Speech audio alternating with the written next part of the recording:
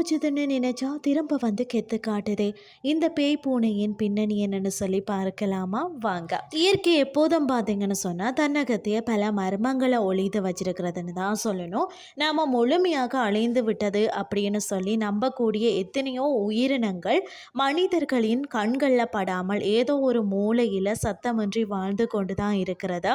அப்படி ஒரு ஆச்சரியமான ஐரோப்பிய காடுகளில் நிகழ்ந்திருக்கிறதுன்னே சொல்லலாம். பல ஆண்டுகளாக பார்த்தீங்கன்னா ஆராய்ச்சியாளர்களின் தேடுதல்களுக்கு சிக்காமல் அழிந்தே போனதாக கருதப்பட்ட ஒரு விலங்கு மீண்டும் வந்து தன் இருப்பை வந்து வெளிப்படுத்தியுள்ளதாம்.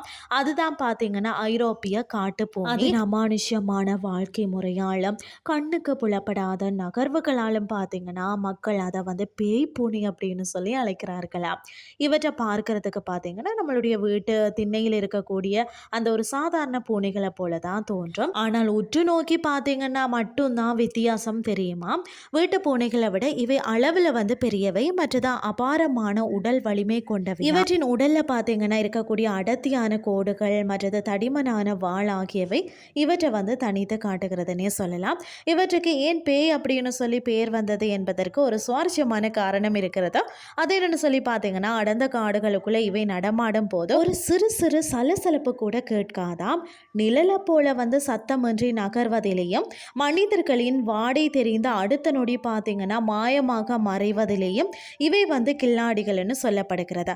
ஸ்கொட்லாந்து, துருக்கி, ஜெர்மனி மற்றது பிரான்ஸ் போன்ற நாடுகளில் இந்த மலைப்பகுதிகளில் இவை வாழ்ந்தாலும் யாராலும் இவற்றை அவ்வளவு எளிதில் வந்து பார்த்து விட முடியாதுன்னு சொல்கிறாங்க. நீண்ட காலமாக பார்த்தீங்கன்னா யாருடைய கண்ணிலையும் படாமல் பார்த்தீங்கன்னா இந்த இனம் பூமியை விட்டு மறைந்து விட்டது என்று எல்லாருமே நம்பினாங்க. ஆனால் பார்த்தீங்கன்னா 2020ஆம் ஆண்டில் தான் தவ்போஃப் மலைப்பகுதியில் நடந்த ஒரு சம்பவம் இந்த நம்பிக்கையை மாற்றியது. அதாவது பார்த்தீங்கன்னு சொன்னால் பனி படர்ந்த இந்த பிரதேசத்தில் ஒரு இராணுவ கட்டுப்பாட்டு பகுதியாக அங்கு பார்த்தீங்கன்னா தற்செயலாக சென்ற விளாடிமிர் செக்ஜீனியர் என்ற புகைப்பட கலைஞர் பார்த்தீங்கன்னா இந்த அரிய வகை விலங்கை வந்து படம் பிடித்திருக்கிறாரா. மனித நடமாட்டம் இல்லாத அந்த பாதுகாக்கப்பட்ட பகுதியில் பார்த்தீங்கன்னா இவை இத்தனை ஆண்டுகளாக தங்களை வந்து தற்காத்து வாழ்ந்து வந்துள்ளது என்பது அப்போதுதான் உலகுக்கு வந்து தெரிய வந்திருக்கிறதா.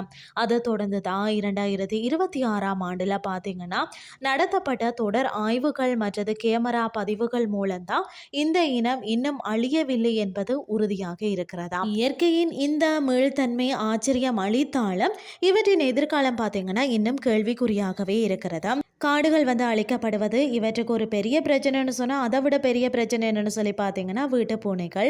காட்டு பூனைகள் வீட்டு பூனைகளுடன் இணை சேரும் போது பிறக்கும் குட்டிகள் கலப்பினமாகி விடுகிறது. இதனால் பார்த்தீங்கன்னா சில்வெட்ரிஸ் என்ற இந்த தூய்மையான காட்டு இனம் பார்த்தீங்கன்னா மெல்ல மெல்ல தனது தனித்துவத்தை வந்து இழந்து வருகிறது. மரபணு ரீதியாக தூய்மையான காட்டு பூனைகளின் எண்ணிக்கை மிக குறைவாகவே இருக்கிறதுன்னு சொல்லலாம். இன்றைய கிறிஸ்டி உங்களுக்கும் வந்து பிரயோசனமாக அமைஞ்சிருக்கும்னு சொல்லி நான் நம்புகிறேன். இதே மாதிரி மற்றும் ஒரு கிறிஸ்டியின் வேலைக்கு உங்களை சந்திக்கிறேன். நன்றி.